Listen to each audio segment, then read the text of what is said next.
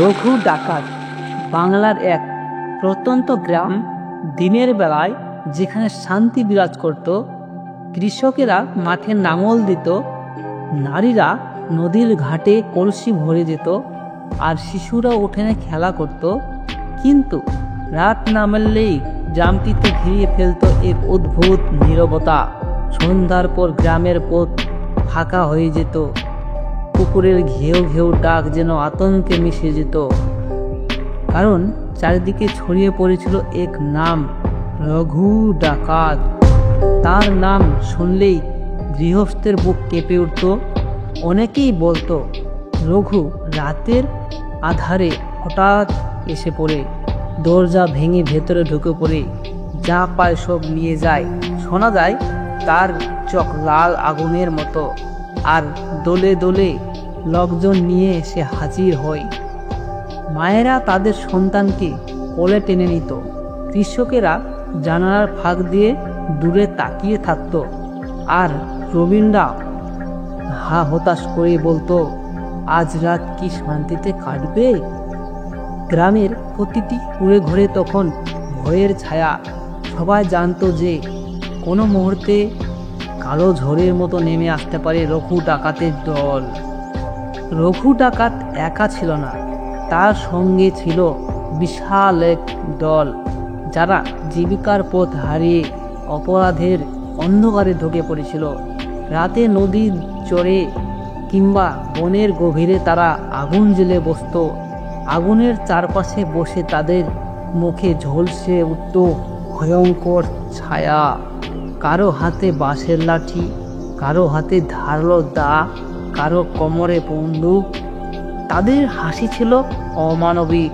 শোনামাত্রই বোঝা যেত আজ রাতে কোথাও লুট এসেছে। তারা পরিকল্পনা করত কোন গ্রামে হামলা হবে, কাকে ভয় দেখানো হবে, আর কতটা ধনরত্ন ছিনিয়ে আনা যাবে। দলের মধ্যে ছিল নিয়ম, রঘু কথা মানতেই হবে। কেউ সাহস করে বিরোধিতা করলে মুহূর্তে তাকে শাস্তি দেওয়া হতো। রঘু আগুনের সামনে দাঁড়িয়ে হুমকি দিত, আগামীকাল রাতে পশ্চিম পাড়ার গ্রাম, সবার ঘরে ঢুকতে হবে। বাকিরা উল্লাসে তালি দিত। নদীর জলে ভেসে আসতো সেই ভয়ঙ্কর হাসির শব্দ। গ্রাম বাংলার গ্রামে গ্রামে তখন ছড়িয়ে পড়েছিল আতঙ্কের ছায়া, কারণ মানুষ জানতো যেখানে রঘুর আসর বসে সেখানে কেবলই ধ্বংস নেমে আসে। এক রাতে হঠাৎ করেই গ্রাম ভেদ করে ঢুকে পড়ল রঘু ডাকাতের দল।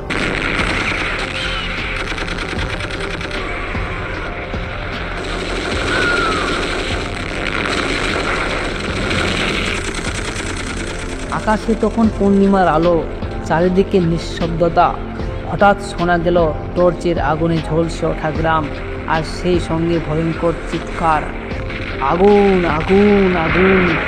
গ্রামের মানুষ আতঙ্কে চিৎকার করতে লাগলো। প্রভুর দল তাণ্ডব শুরু করলো। কারো ঘর ভেঙে ধনরত্ন লুট হলো, কারো ধানের গলা জ্বালিয়ে দেওয়া হলো। মহিলারা শিশুদের বুকের কাছে আঁকড়ে ধরলো। পুরুষেরা ভয়ে দিশেহারা হয়ে উঠল। চারিদিকে শুধু কান্না আর আর্তনাদ। ঘরের বাইরে বেরোবার সাহস কারো ছিল না, কারণ যারা দাঁড়াতে চেষ্টা করেছিল তাদের মুহূর্তে মাটিতে ফেলে দিয়েছিল রঘুর লোকেরা। আগুনের শিখা গ্রামের আকাশ ছুঁয়ে উঠল। সেদিন যেন গ্রামবাসীর মনে শেষ আশাটুকু ভেঙে পড়েছিল। রঘুর নাম তখন শুধু ভয় নয়, হয়ে উঠেছিল মৃত্যুর প্রতীক। কিন্তু রঘু ডাকাত শুধু লুট করেই থেমে থাকতো না। মাঝে মাঝে তার নিষ্ঠুরতা গ্রামবাসীর হৃদয়ে দাগ কেটে দিত। কেউ যদি তার বিরুদ্ধে কথা বলতো বা সাহস প্রতিবাদ করত, তাকে টেনে আনা হতো জনসমক্ষে। এরপর সবাইকে সামনে দাঁড় করিয়ে ভয়ঙ্কর শাস্তি দেওয়া হতো। রঘু নিজের তলোয়ার উঁচিয়ে বলতো, আমার নাম ভুলে গেলে চলবে না, আমি হলাম রঘু ডাকাত। ভয়ে মানুষ মাথা নিচু করে ফেলতো। শিশুরা অঝরে কাঁদত। মায়েরা তাদের মুখ চেপে ধরত যাতে কান্নার শব্দ বাইরে না যায়, কারণ রঘু শুনে ফেললে তার ক্রোধের শেষ থাকতো না। তার চোখে তখন অদ্ভুত এক আগুন জ্বলত, যেন সে মানুষের দুঃখ পেলে আনন্দ পেত। গ্রামবাসীর কাছে তার নিষ্ঠুরতা এতটাই ভয়ঙ্কর ছিল যে গ্রামের প্রবীণরা বলতো এ মানুষ নয়, এ যেন অভিশাপ।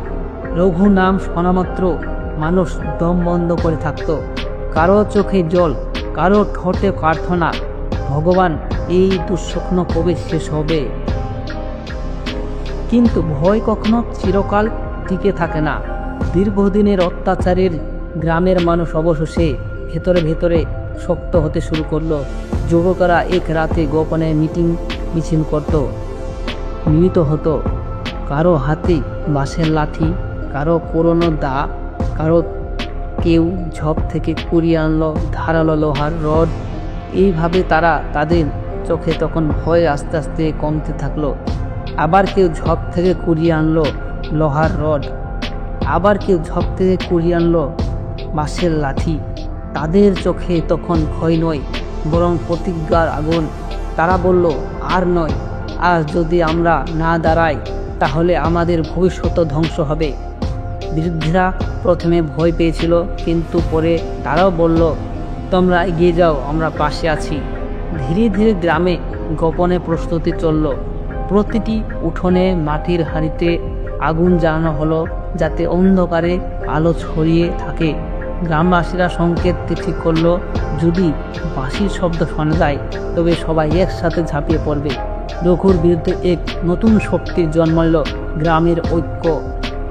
অবশেষে সে রাত এলো, রঘু আবার গ্রামে হানা দিল, কিন্তু এবার সব কিছু আলাদা ছিল।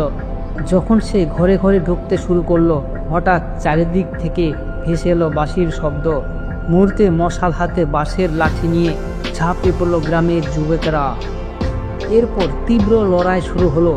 রঘুর দলের হাতে তলোয়ার, বন্দুক, কিন্তু গ্রামের হাতে ছিল সাহস আর ঐক্য। একজন যুবক দা হাতে নিয়ে এগিয়ে গেল, আরেকজন লাঠি ঘুরিয়ে আঘাত করতে লাগলো। মহিলারাও থেমে থাকলো না, কেউ ইট ছুড়লো, কেউ আবার পাথর ছুড়লো। রঘু ডাকাতের কাহিনী আজও শোনা যায় গ্রাম বাংলার গ্রামে গ্রামে। অনেকে বলে সে ছিল অমানবিক ডাকাত, আবার কেউ বলে সময়ের অন্ধকার সন্তান। কিন্তু সত্যটা একটাই, মানুষ যখন একত্র হয় কোনো ভয় তাদের টিকিয়ে রাখতে পারে না। গ্রামবাসীর ঐক্যের কাছে পরাজিত হয়েছিল রঘু ডাকাত। তার পতনের পর গ্রাম বাংলায় ফিরে এসেছিল শান্তি। সকালবেলা সূর্যের আলোর মাঠ ভরে উঠল, নদীর ঘাটে আবার বাজল কলসির রাখার শব্দ, শিশুদের হাসি আবার শোনা গেল উঠোনে। রঘুর নাম রয়ে গেল কেবল ইতিহাসের পাতায় এক অন্ধকার অধ্যায় হিসেবে, আর গ্রামবাসীর সাহস রয়ে গেল চিরকালীন শিক্ষা হিসেবে। ভয় জয় করার একটাই পথ, সবাই মিলে দাঁড়ানো। ধন্যবাদ।